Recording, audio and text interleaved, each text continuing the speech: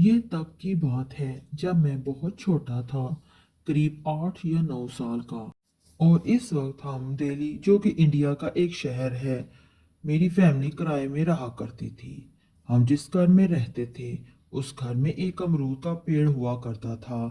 और चूंकि हमारे वालिद मोहतरम काफ़ी सख्त मिजाज थे, इसलिए हम अक्सर उनसे छुप कर अमरूद तोड़ते थे, क्योंकि अगर उन्हें इस बात का इल्म हो जाता तो फिर हमारी पिटाई पक्की थी।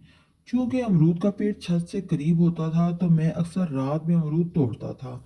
एक बार की बात है, लाइट चली गई तो मैं सोचा कि अच्छा मौका है, अमरूद पर हाथ साफ किया जाए। मगर मैं जैसे ही पेड़ के करीब पहुंचा, मुझे कोई सफेद लिबास पहने कोई अमरूद की डाली जोर जोर से हिला रहा था, जैसे नीचे कोई अमरूद गिरने का मुंतजिर हो।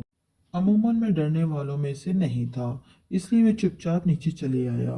नीचे आने के बाद रात भर में मुझे बुखार हो गया और हर रोज ख्वाब में एक आदमी मुझे अमरूद की टोकरी दे रहा होता। मैंने किसी से जिक्र नहीं किया, बुखार कभी रहता कभी चला जाता।